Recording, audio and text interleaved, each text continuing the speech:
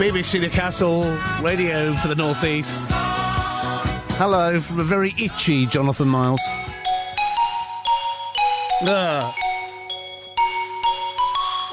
Oh, you should look on the webcam now. I've got spiders in. Ah, ickle, wickle, incy, wincy. Spiders can be cute and cuddly, right? I've got Joanne the spider in. Are you scared of them? Do you shriek and make for the nearest paper or magazine when you see one?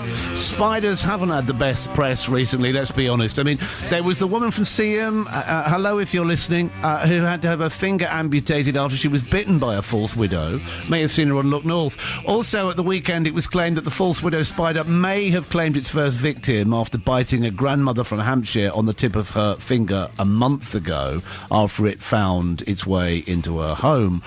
She has sadly died, but scientists are saying, or professionals are saying, well, they're not quite sure whether it was... And then singer Katie Mellower, she revealed she had a live spider living in her ear for a week. She did have it removed by her doctor, and later she freed it in the garden. Is there really anything to be scared of when it comes to them, though? Are these all very, very rare cases we're hearing about? I mean, you might not like spiders, but should you be worried about them being dangerous? Here this morning is Guy Tansley, we've spoken to before. He's from Bugs and Stuff in Gateshead. And straight after this, he's off to Sri Lanka on the hunt for spiders. As you do, as you would. Why are you doing that? Well, there's a small team of us who try and get away every year for about a month doing some spider research, right. Mainly focused on tarantulas. And this time it's Sri Lanka, and Sri Lanka has some fantastic, they're called Indian ornamental tarantulas, get about 8 inches in leg span, live in the trees, and are fantastically coloured. Yes. So we're there to... kill you? No, they're venomous, but not deadly at all. They can give you a serious, nasty bite, but not deadly. They live in trees? Yeah, they live in trees. Ready to drop on your head as you go past? No. Unfortunately not. Yeah, they take some finding that you have to do the ancient art of spider tickling. What, really? Which means you find out where the spider's living in a recess in a hole in a tree, and you insert a piece of grass or a stalk, and you give it a tickle, and the spider thinks it's something good to eat, comes out, and then hopefully it comes out completely out of the tree, and then you can take some really nice photographs of it in all its glory. Okay, you can probably see pictures of me on Facebook right now with Joanne the spider, but let us...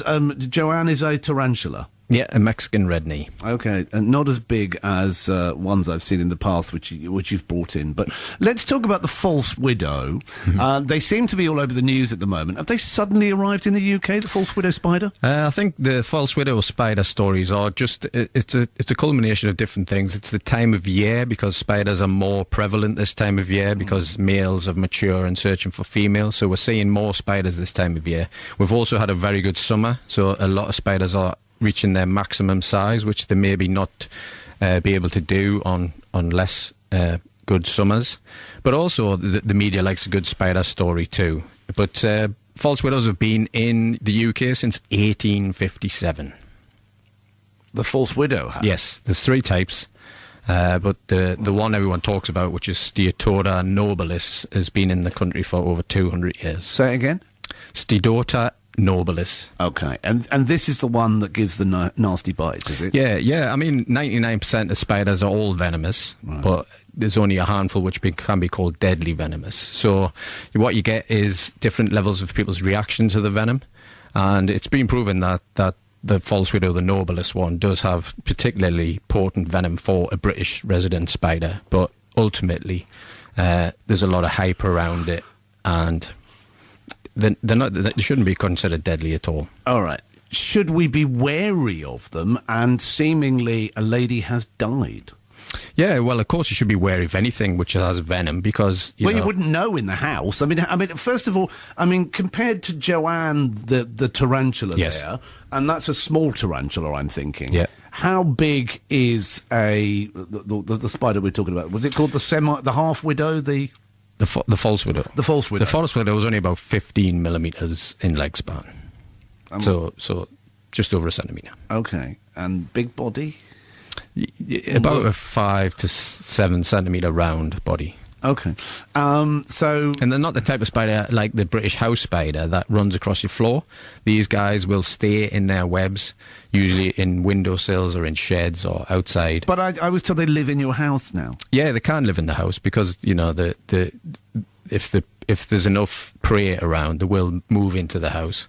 But for example, I have plenty in my animal room at this moment. They're a good way of keeping down other pests, insects. So when you keep a lot of animals like I do, you get a lot of fruit flies because a lot of my animals feed on fruit and banana. So you get a fruit fly problem. So what you bring in is spiders to eat the fruit flies. So spiders such as the false widow is a great one to have webs in the corner of the room. He's just talking about this like it's an everyday occurrence, which I suppose it is to you.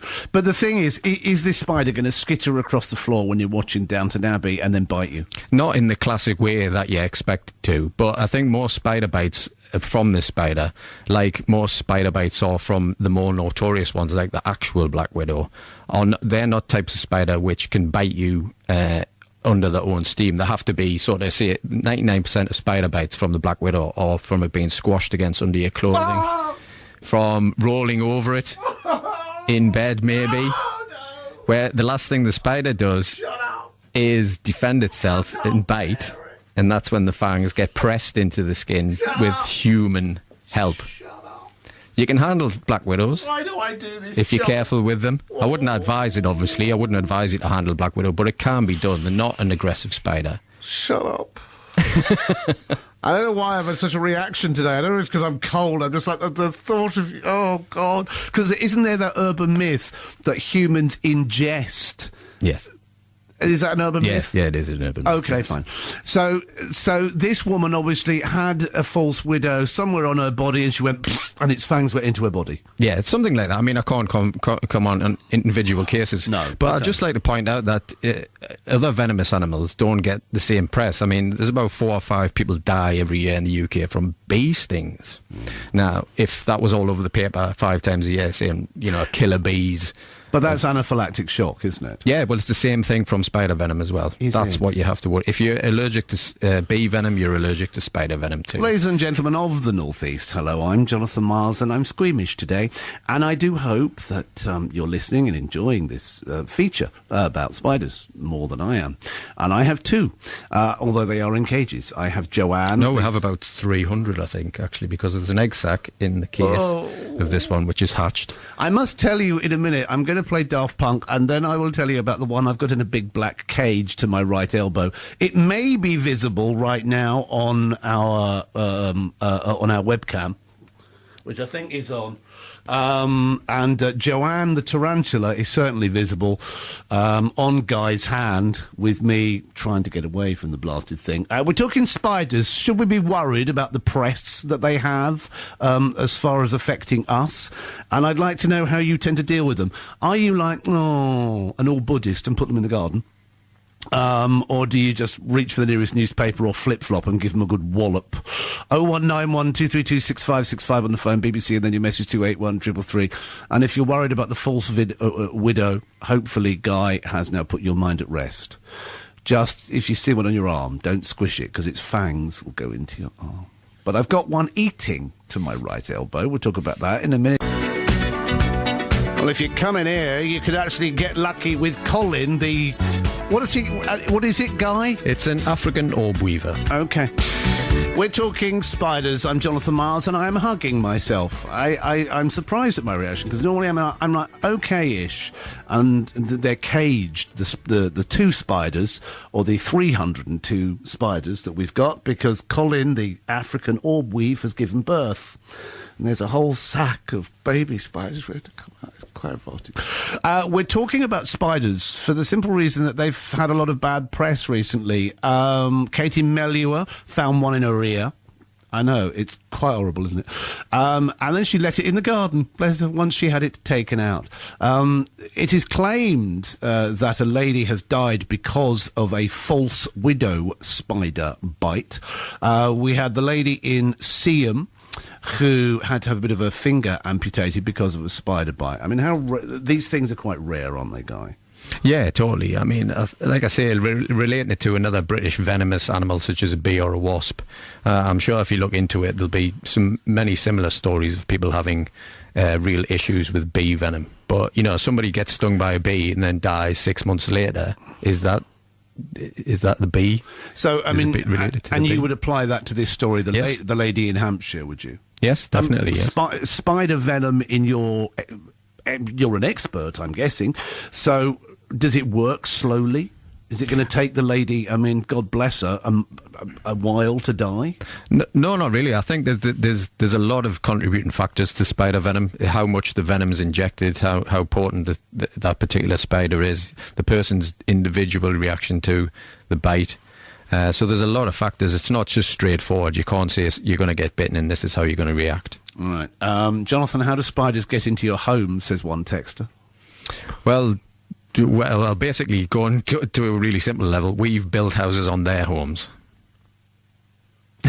I suppose we do, actually, don't we? Yes. Yeah. So, they come into our homes during the colder months, and they're there all the time. The British house spider, which you see running across the floor, like I say, is that male searching for a mate at this time of year. So if you put them outside, they'll just come straight back in. They ain't going to run towards you with open arms, really, are they? You're big... No, they're completely scared, and people think, why does it stop? It knows I'm there. It knows it does know you're there, but it can't see you. It can just sense there's something large in the room that could be dangerous, so it stops, and it runs in short bursts. Because its body's covered in hairs. That's why spiders are hairy. The hairs are there. The hairs are their replacement for good vision. Most of the spiders can't see very well, so they use vibration and air current movements around. They wouldn't last long in my house. Bobby the Ginger would have it, I tell you. Pamela in Morpeth, who's obviously mad. I mean, I love it. I say that in a loving way, Pamela. Says, I love spiders because they keep the bacteria from the house. I live in the country and I have huge wild spiders in the house. I lived in Australia where everything either chased, poisoned, killed, bit or stung you, which is one reason why I will never go to Australia. Yeah, it's an interesting side fact as well that there's more people scared of spiders in the UK than there is in Australia. There's more people statistically in the UK scared of spiders than there is in Australia, where they have got serious reasons to be concerned. And they come in the house in Australia, do they? The big... Yeah, sometimes. I mean, you're always going to get snakes come in the house, spiders come in the house. Right, okay. Again, we're living in their land, as it were. Along with the mad Australian radio consultants I've worked with, the spiders will put me off. I will never, ever go to Australia. Katie Melliwer's story, tell me that it doesn't happen often that they decide to crawl into your ears.